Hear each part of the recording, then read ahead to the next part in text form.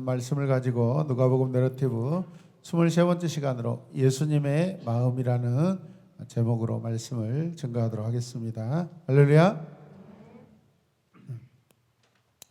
지난 2월 2일 남미 칠리라는 나라에 산불로 많은 사람들이 죽었습니다. 민가가 화염에 휩싸였고 불에 탄 주택 잔해에서 한 여성이 망연자실한 그런 표정을 짓고 있습니다. 주택 약 5천여 채가 화재의 피해를 본 것으로 추산됐고요. 현재까지 죽은 사람만도 약 120여 명 된다고 합니다. 화재의 원인을 조사해 봤더니 시골 마을의 한 농부가 집에서 용접을 하다가 그 용접 불꽃이 튀어서 이런 사고가 났다고 합니다.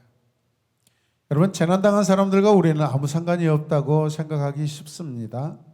재난당한 이웃들을 늘 우리의 마음에 기억하는 그러한 사람들이 참된 그리스도인인 줄로 믿습니다. 또 죽음과 삶은 순식간에 갈라지는 것임을 우리가 늘 기억해야 할 것입니다. 늘 죽음이 우리 가까이 있습니다. 늘 죽음이 도사리고 있습니다. 어쩌면 이번 설 명절 기간에도 부모님을 찾고 또 고향을 찾아오는 그러한 자녀들의 발걸음 가운데 또 수많은 교통사고가 일어나가지고 삶과 죽음이 갈리는 그런 현장이 있을 것입니다. 여러분, 우리가 아끼는 것도 순식간에 없어질 수 있다는 사실을 기억하시길 바랍니다. 가장 행복한 순간에 죽음을 생각하고 준비해야 한다는 것을 우리는 얼마나 생각하며 살아가고 있습니까? 오늘은 좀 무거운 분위기로 시작하고 있습니다. 여러분, 지난번에 가버나움에서 백부장의 종을 고쳐준 기적을 우리가 기억해 보시길 바랍니다. 그 다음날 아침 일찍 일어나신 주님은 남쪽으로 향하여 걷기 시작하셨습니다. 11절 말씀해 보니까 그 뒤에라는 단어가 있습니다. 함께 보자. 그 뒤에. 이 그 뒤에라는 단어는 그 다음날을 가리키는 인용구입니다. 아침 일찍 어디를 가시려는지 예수님은 서둘러 가버나움을 떠나 남쪽으로 내려가기 시작합니다. 그리고 제자들과 많은 무리들은 어디로 가시는지도 모르고 예수님의 뒤를 따르고 있습니다. 아마도 예수님께서 어떤 큰 또 다른 기적을 일으킬 것이라는 기대 심리 때문에 주변 사람들이 많이 따라오고 있습니다. 사람들은 예수님 곁에서 예수님이 행하실 기적에 참 많은 관심을 가지고 있습니다. 주님은 저 높은 다볼산 길을 오르기 시작합니다. 점심도 거르고 걷고 또 걷는 것입니다. 사람들은 뜻을 모르고 산을 오릅니다. 이제 다볼산을 넘어 내려가기 시작합니다. 거의 하루 종일 걸어서 이제 다볼산 남서쪽에 위치한 나인성 입구에 주님이 도착하십니다. 나인은 가버나움에서 약 50km쯤 되니까 온전히 하루 종일 걷는 그러한 길이죠. 도대체 이 먼 길을 왜 가셨을까? 함께 고백합니다. 도대체 이 먼 길을 왜 가셨을까? 누가요? 예수님께서. 아니, 왜 나인성에 오셨냐 이 말이죠. 무엇이 예수님의 마음을 움직여 여기까지 오게 하셨는가? 주님이 그 성문에 이르렀을 때는 늦은 오후였습니다. 성문에 이르렀을 때 성 안에서는 또 다른 굉장히 이색적인 행렬이 나오고 있습니다. 어떤 상황일까요? 여러분, 눈을 뜨시고 말씀을 들으시길 바랍니다. 12절 본문 말씀을 보시면 여러 상황이 펼쳐지고 있습니다. 예수께서 성문에 가까이 이르셨을 때 사람들이 어떤 모습이에요? 한 죽은 사람을 메고 나오고 있었죠. 두 번째는요, 그 죽은 사람은 그의 어머니의 외아들. 외아들이 뭡니까? 독자죠. 하나밖에 없는 아들입니다. 그 아들이 죽었습니다. 그런데 그 어머니는 어떤 사람이에요? 과부였습니다. 남편이 없는 과부입니다. 네 번째 보면 성에 많은 사람이 그 여자와 함께 따라오고 있었습니다. 굉장한 행렬을 유지하고 있는 것이죠. 여러분, 이 행렬은 어떤 행렬이에요? 오늘 본문에 보면 두 행렬이 등장하고 있는데 예수님이 따라온 행렬이고 또 다른 하나는 장례 행렬입니다. 이해되십니까? 예수님의 행렬은 성 안으로 들어가고 있었고 장례 행렬은 성 밖으로 나오고 있습니다. 이 장례 행렬은 나뭇가지로 엮은 길다란 그릇에 시체를 담아서 운반하는 쓸쓸하고 외로운 행렬입니다. 가난하였기 때문에 마치 나무판을 접시 모양으로 만든 그런 관입니다. 유대 나라는 무더운 나라였기 때문에 사람이 죽으면 즉시 장례를 치러야 합니다. 만약 너무 늦으면 다음 날 아침에라도 매장해야 합니다. 그 청년은 아마 그날 아니면 그 전날 죽었을 것 같습니다. 온 마을 사람들이 다 상여디를 따라가는 모습이 여러분 성경에서 등장하고 있습니다. 유족으로는 오직 나이든 한 여인뿐입니다. 초상을 당한 가정에 아마도 특별한 사연이 있는 것 같다는 생각이 듭니다. 온 마을 사람들은 다 슬프게 느끼고 조금이라도 가족에게 위로를 주려는 그런 마음이 가득하고 있습니다. 그러나 통곡하며 정신을 잃고 혼자 상여를 따라가는 이 유족인 나이 많은 이 가부에게 여러분 이렇게 슬픈 현장은 없을 것입니다. 온 동네 사람들이 한결같이 슬퍼하는 것을 보면 이 여인의 처지가 참으로 비참했다고 여겨집니다. 할렐루야. 남편은 일찍 죽은 데다가 생활은 가난했습니다. 그런 가난 속에서도 오직 이 아들 하나를 의지하여 소망으로 삼고 지금까지 살아왔습니다. 그런데 무슨 병인지 모르는데 아들이 죽고 말았습니다. 청년이라고 한 것을 보면 결혼할 나이가 되었다라는 그런 암시가 있습니다. 이 여인이 당한 처지를 생각하며 온 마을 사람들이 웁니다.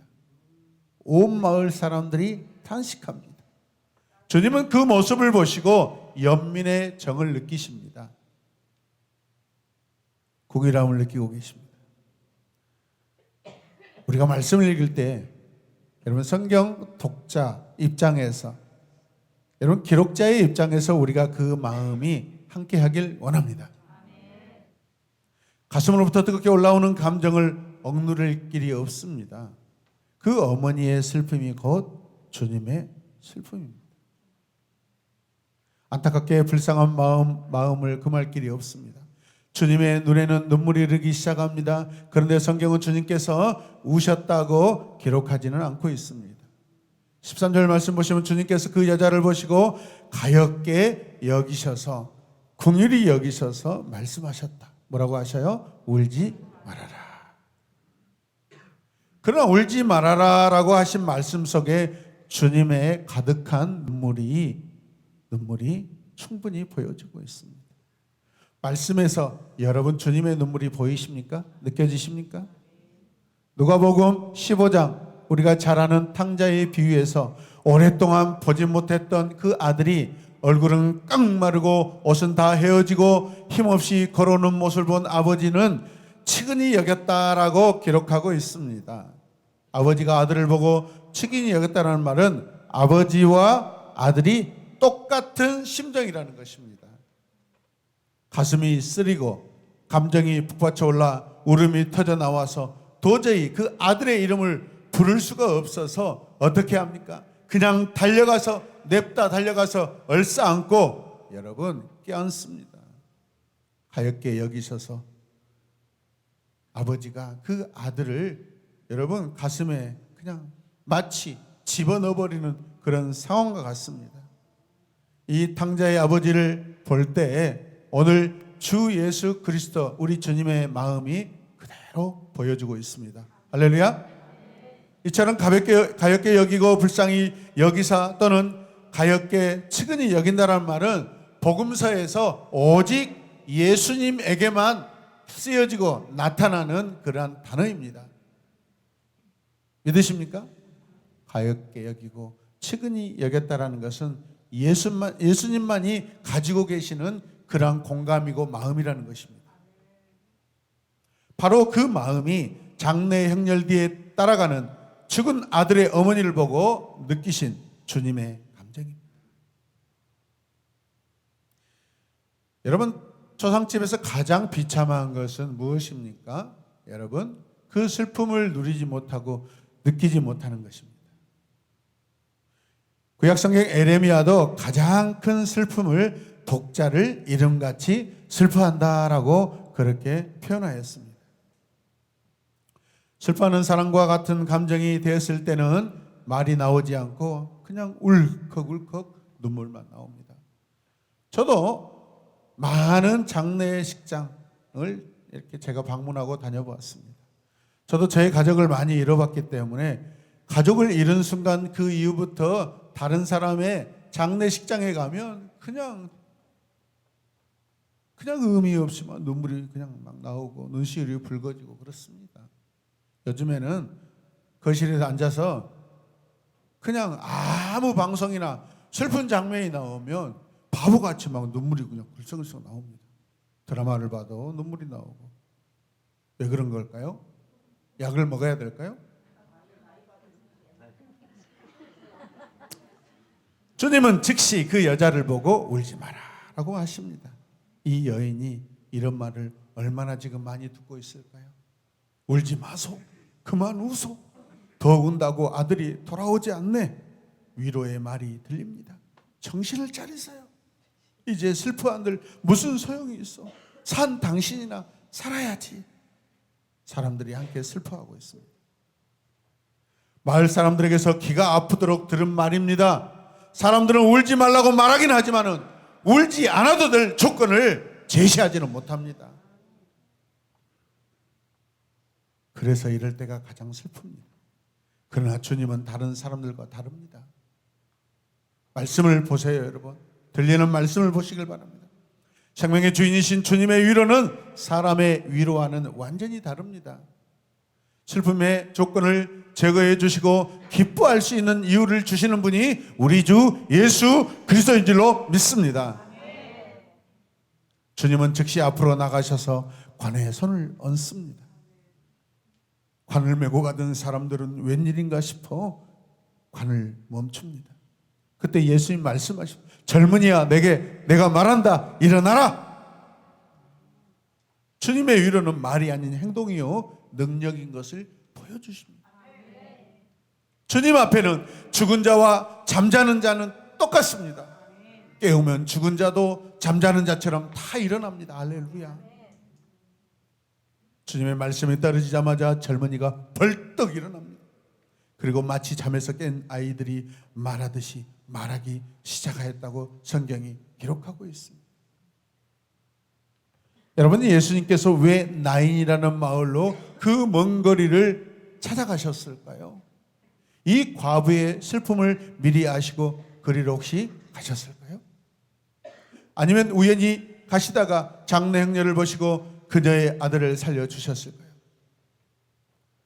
그 이유를 성경은 말하고 있지 않지만 우리는 주님이 백부장 사건 이후에 굉장히 바쁘시게 긴 길을 여러분 가셨다라는 것은 이미 주님의 마음에 큰 계획이 있는 것을 알 수 있습니다. 할렐루야. 주님은 저와 여러분들을 향하여서도 큰 계획과 생각을 가지고 계십니다.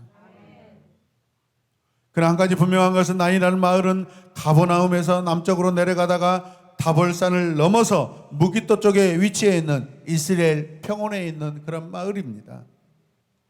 주님의 활동 무대는 주로 갈릴리였고 이 지역에 오신 적은 단 한 번도 없으셨습니다. 그런데 왜 나인으로 가셨는가는 우리에게 많은 생각을 하게 합니다. 주님의 마음 있는 곳, 우리가 단 한 번도 가지 않는 그곳에 주님이 계시다면 우리는 그곳에 있어야 될 줄로 믿습니다. 다만 먼 거리를 달려가신 주님 모습 속에서 그 해답을 우리는 찾을 길이 있다라는 것이죠. 누가는 예수님과 이 죽음의 행렬이 만나는 장면을 놀라움으로 표현하고 있습니다. 주님께서는 이제는 살 소망도 잊어버리고 애통하는 그 과부의 슬픔을 아시고 오셨을까요? 맞습니다. 지난날 저와 여러분들이 가장 고통스럽고 가장 소망이 없을 때 그때 주님이 저와 여러분들을 다 찾아오신 줄로 믿습니다. 나인성의 과부는 앞에 나오는 백부장처럼 고쳐달라고 부탁한 것도 아니었습니다. 그저 자기 서름에 겨워 통곡한 것뿐인데 주님은 그 아들을 살려주셔서 그 허물어진 그 어머니의 마음, 그 모든 삶을 돌려주시고 계십니다. 이것이 예수님의 마음입니다. 무너진 우리들의 마음, 무너진 삶 안에 예수님이 세우시고 회복시키십니다. 주님께서 왜 나인성 과부의 아들을 살려주셨을까요? 우리 함께 고백하십시다. 주님께서 왜 나인성 과부의 아들을 살려주셨을까요? 이 질문은 우리들에게 하신 질문입니다. 왜 주님이 나를 찾아오셔서, 우리 각자를 찾아오셔서 살려주셨을까? 이 질문을 하셔야 됩니다. 아멘. 의미 없이 살아가지 마시고 목적 있는 삶을 사시길 바랍니다. 그 목적은 주님을 위한 것이고 하나님 나라를 위한 것입니다.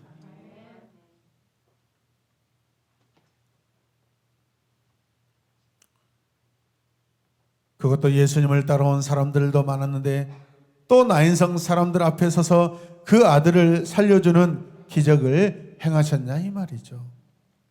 앞으로 일어날 부활을 미리 보여주시기 위해서라고도 대답할 수 있을 것입니다. 그것도 맞는 말입니다. 사람들에게 주님 자신이 메시아이시고 사람의 삶과 죽음을 주장하시는 전능하신 하나님이심을 보여주시는 그러한 현장입니다. 여러분, 복음서를 보면 주님께서 어떤 의도를 가지고 사람을 고쳐주실 때 항상 기적을 행하시기도 하지만은 더 그렇지 않은 적도 있습니다. 주님이 사람들에게 다가오실 때는 어떤 마음이시죠? 여러분, 어려움에 놓인 자들, 불쌍한 노인자들, 그 병의 고통 가운데 있는 사람들, 항상 주님의 시선은 그곳에 있었습니다. 가난한 자들에게 주님의 시선이 있습니다. 부유한 자들에게 시선이 있는 것이 아닙니다. 왜 그렇죠? 가난한 자들, 병든 자들, 아픈 자들, 고통에 멍든 자들은요, 늘 여러분 살 소망이 없습니다. 평생 땅을 바라보고 살았지만 땅에서는 소망이 없습니다. 살 소망이 없습니다. 생명의 소망이 없습니다. 그래서 그들은 하늘을 쳐다보는데 하나님은 그들의 시선을 여러분 기억하십니다. 믿으십니까? 베세다 광야에서 5,000명을 먹으신 것도 그들이 목자 없는 양같이 불쌍하게 여기셨기 때문에 그들에게 찾아오셨습니다. 베데스다 연못가에 38년 된 병자도 단순히 그를 불쌍히 여기시는 마음 때문에 주님이 고쳐주셨습니다. 이것을 주님의 연민, 우리는 궁일이라고 말합니다. 아이가 없는 어느 목사 부부가 집에서 영국산 개 한 마리를 아들 삼아 길렀다고 합니다. 방에서 함께 먹고 함께 잠을 자기도 하고 비스켓도 사다 먹이고 비싼 소고기도 사다 먹였습니다. 그때는 과자나 소고기가 귀하고 귀한 때겠죠. 그런데 하루는 개의 눈에 충혈이 있고 밥을 먹지 않아서 개를 안고 병원으로 달려갔습니다. 의사 이야기는 예방주사를 맞지 않아서 콜레라에 걸렸다고 했습니다. 개를 병원에 입원시켜 놓고 고쳐달라고 눈물로 기도했다고 합니다. 병원을 찾아가서 개의 머리에 손을 얹고 안수기도도 했다고 합니다. 며칠 후 병원에 들렸더니 개가 죽어서 조용히 처리했다고 했습니다. 집으로 돌아오면서 눈물이 비 오듯 쏟아졌습니다. 눈물이 마르지 않아서 돌아오자마자 예배당으로 들어가 무릎을 꿇고 기도하였답니다. 그때 주님의 음성이 들렸습니다. 너는 영양이 부족한 내 양을 위하여 소고기를 사다 먹인 적이 있느냐? 없습니다. 너는 병든 양을 위하여 눈물을 흘리며 기도하였느냐? 없습니다. 너는 너의 교인들이 죽었을 때 얼마나 눈물을 흘리고 슬퍼했느냐? 조금 울었습니다. 그때 주님의 음성이 들렸습니다. 너는 개 목사다. 내 목장을 떠나라.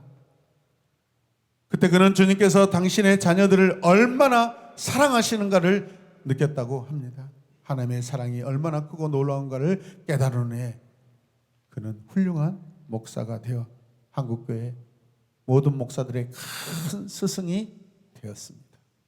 이 주인공은 별세 신학을 외쳤던 이중표 목사님이십니다.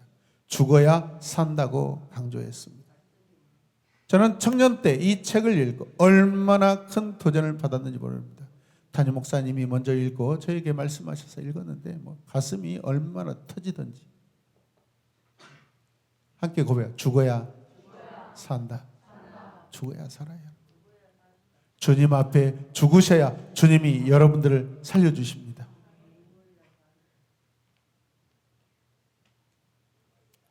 주님은 작은 자 하나도 끔찍이 사랑하셨습니다. 작은 자 하나를 실족해 하면 차라리 연자 맷돌을 내 목에 메고 바다에 빠지는 것이 낫다고 하실 만큼 소자 하나를 긍휼히 여기셨습니다. 한번 보십시오. 저분의 묘비가 무슨 말을 쓰셨습니까? 주님은 나의 생명, 나의 행복, 나의 전부. 이대로 마치고 이대로 미치고 좋아서 새 하늘이요 새 땅이려니 죽음 또한 영원한 생명의 한 순간이리라. 그분의 설교를 들으면 다 그냥 죽음에 대한 이야기입니다. 그래서 이분이 살아계실 때 이렇게 거듭나고 나서 매년마다 별세 신학 이렇게 세미나를 했는데 전국의 수많은 목사님들이 여러분 저 분당에 가서 설교를 듣고 또 세미나 듣고 도전을 받은 걸로 저는 기억하고 있습니다. 여러분 그렇습니다. 우리가 죽을 때 주님은 찾아오셔서 우리를 살리시는 분이십니다. 아멘입니까? 우리의 마음과 생각이 주님 앞에 겸손하게 죽으시길 바랍니다. 내가 살아있다 하면은 살림을 받지 못합니다. 내가 살아있다 생각하는 것은 나의 착각입니다, 여러분. 하나님의 아들이신 주님께서 우리의 비참함과 슬픔과 고통을 자기가 당하는 것처럼 느끼셨기 때문에 우리가 받아야 할 고통을 대신 받으셨습니다. 여러분의 고통을 주님이 대신 받으셨습니다. 우리가 겪어야 할 슬픔을 주님이 대신 겪으셨습니다. 주님의 긍휼하심, 이것이 우리의 축복입니다. 소자 하나도 거저 버리시지 않고 돌보아 주시는 주님의 사랑이 십자가를 지시고 우리를 구원해 주셨습니다. 우리가 올라가야 할 그 저주의 십자가에 주님이 그 나무에 달리셨습니다. 지금도 주님은 우리의 무거운 짐을 대신 져주시기를 원하셔서 우리에게 말씀하십니다. 수고하고 무거운 짐진 자들아 어떻게 해요? 다 나 예수께로 오라 라고 말씀하십니다. 그렇게 주님은 우리의 좋은 친구가 되십니다. 그렇게 주님은 우리의 구원자가 되십니다. 주님은 여러분을 위로해 주시기를 원하고 계십니다. 말 못하고 숨기고 있는 여러분의 근심 걱정 무엇입니까? 주님 앞에 가지고 나오시길 바랍니다. 주님께 고백하시길 바랍니다. 전능하신 하나님이신 주님의 위로는 사람의 위로와는 전적으로 다릅니다. 내 가정에, 내 자녀에게, 내 부모에게, 내 남편에게, 내 아내에게 어떤 문제가 있는지 분명히 문제가 있는데 그것을 숨기며 살지 마시고 정직하게 그것을 주님 앞에 가져오시길 바랍니다. 여러분의 사정을 주님 앞에 내놓으십시오. 주님의 마음에 연민의 정을 느끼도록 말입니다. 우는 것밖에 없습니다. 주님. 그리하면 주님은 무엇인가 여러분을 위하여 행동으로 일하기 시작하실 것입니다. 주님이 여러분의 삶에 오셔서 일하시도록 여러분의 그 답답한 심정을 주님께 고백하시길 바랍니다. 우리는 지금 무엇에 감동받고 살고 있습니까? 오늘 지금 이 시간 여러분의 마음과 생각이 어디에 있습니까? 무엇이 중심입니까, 여러분? 오늘 나를 움직이는 동력이 무엇입니까? 주님의 마음입니까? 세상적인 그 이유입니까? 어떻게 해야 내 마음을 주님께로 되돌릴 수 있는지 여러분 고민하시고 여러분 붙잡으시길 바랍니다. 영적 가말에게 의해서 움직이시는 주님의 활동을 우리 생각으로는 도무지 알 수 없습니다. 그 50km 넘짓되는 그 길을 산을 넘고 그 들판을 지나서 한 번도 가지 않으셨던 그 사역지를 찾아가시는 것은 오직 주님 마음의 긍휼하심입니다. 죽은 자를 살리시고 고통받는 그 어미를 위로하고자 하시는 주님의 발걸음인 줄로 믿습니다. 우리가 믿음, 소망, 사랑을 나누는 교회가 되자고 외치고 있습니다. 혼자 살지 마시고 공동체로 사시길 바랍니다. 이웃들의 탄식을 귀 기울이시길 바랍니다.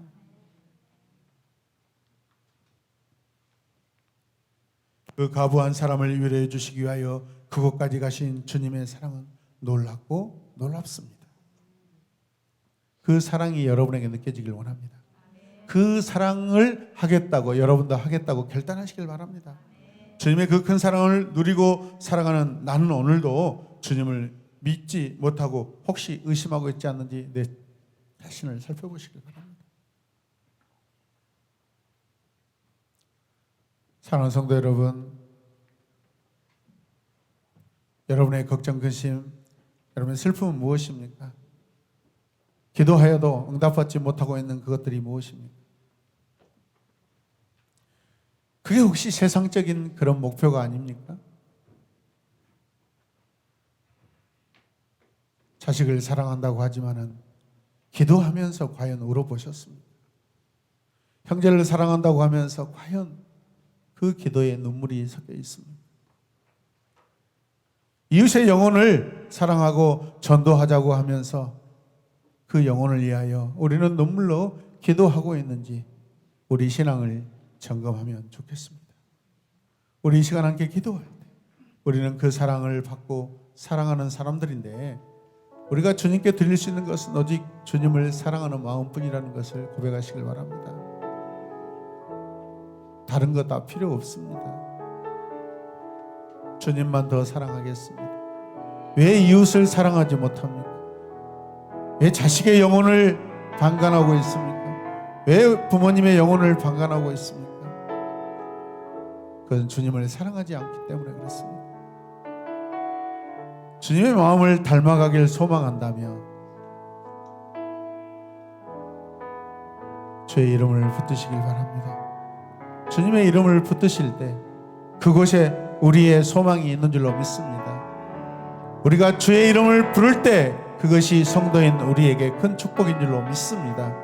오늘 이 시간 기도할 때 주님, 나의 마음이, 나의 생각이, 나의 발걸음이 주의 시선 가운데 있게 하여 주시옵소서.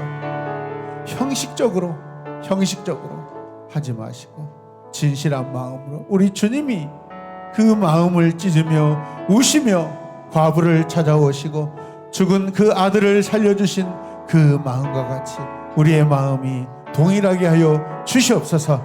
우리 함께 이 시간 주님의 이름을 부르며 기도하겠습니다. 주여,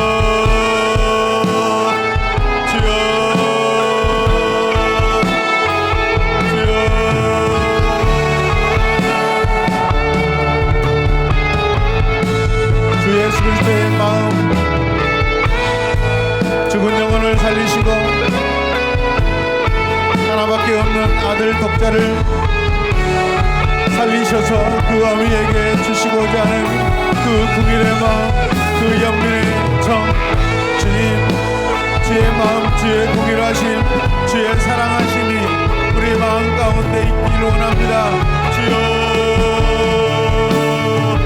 아버지여,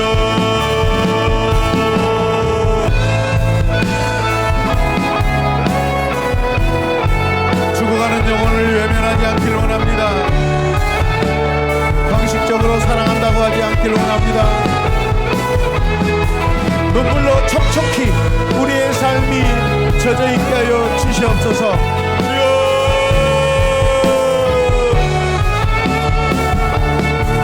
더 큰 목소리로 기도합시다. 우리 자녀들의 이름을 부르고 우리 부모님을 생각하며 우리 이웃들의 영혼을 생각하며 주님 앞에 기도로 나아가기를 원합니다. 할렐루야. 주여 살려주시옵소서. 주여 살려주시옵소서. 회복시켜 주시옵소서. 주여,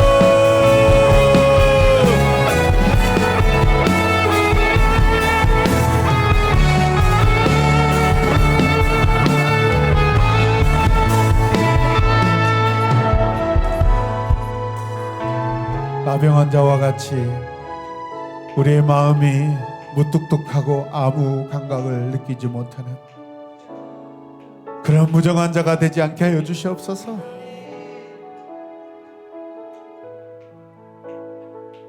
우리가 얼마나 교회에 와서 영혼을 위하여 영혼을 붙들고 기도하였는지 회개합니다.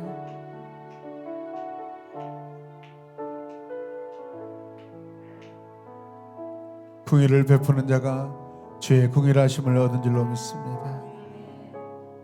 도대체 우리는 무엇을 필요로 하며 살고 있는지 우리 자신을 살피게 하여 주시옵소서.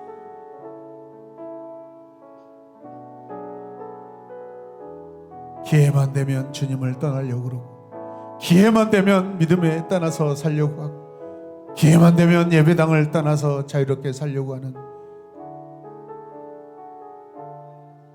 연약한 우리의 믿음, 신실하지 못한 우리의 마음을 주님 회개합니다. 주 용서하여 주시옵소서.